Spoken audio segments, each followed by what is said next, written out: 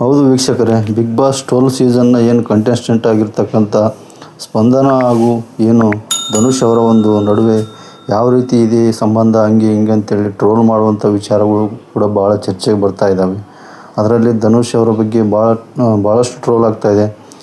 ಒಂದು ಮುದ್ದಾದ ಹೆಂಡತಿ ಇದ್ದರೂ ಕೂಡ ಸ್ಪಂದನ ಅವರ ಹಿಂದೆ ಬಿದ್ದಿರೋದು ಭಾಳ ನಾಚಿಕೆಗೇಡಿನ ಸಂಗತಿ, ಹಾಗೆ ಹೀಗೆ ಅಂತೇಳಿ ಹಲವಾರು ಸೋಷಿಯಲ್ ಮೀಡಿಯಾಗಳಲ್ಲಿ ಇವರ ಬಗ್ಗೆ, ಧನುಷ್ ಅವರ ಬಗ್ಗೆ ಕೆಟ್ಟ ಕಾಮೆಂಟ್ಗಳು ಕೂಡ ಮತ್ತು ಟ್ರೋಲ್ ಕೂಡ ಜಾಸ್ತಿ ಆಗ್ತಾಯಿದೆ.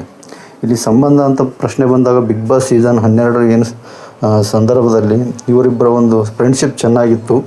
ಈ ಒಂದು ಫ್ರೆಂಡ್ಶಿಪ್ನ ಇದೇ ರೀತಿ ಮುಂದುವರಿಸಿ ಇವರು ಕೂಡ ಒಂದು ಸಾಂಗ್ನ ಕೂಡ ರೆಡಿ ಮಾಡಿರ್ತಾರೆ. ಈ ಒಂದು ಸಂದರ್ಭದಲ್ಲಿ ಇವರು ಸಾಂಗ್ ಕೂಡ ರಿಲೀಸ್ ಮಾಡೋದಕ್ಕೆ ಸಿದ್ಧತೆ ನಡೆಯುವಂಥ ಸಂದರ್ಭದಲ್ಲಿ ಇವರ ಬಗ್ಗೆ ಹೆಚ್ಚಿನ ಟ್ರೋಲ್ ಆಗಿರುತ್ತೆ. ಮುದ್ದಾದ ಹೆಂಡತಿದ್ದರೂ ಕೂಡ ಧನುಷ್ ಅವರು ಸ್ಪಂದನ ಅವರಂತೆ ಓಡಾಡ್ತಾ ಇದ್ದಾರೆ, ಹಾಗೆ ಹೀಗೆ ಅಂತ ಹೇಳ್ಬಿಟ್ಟು.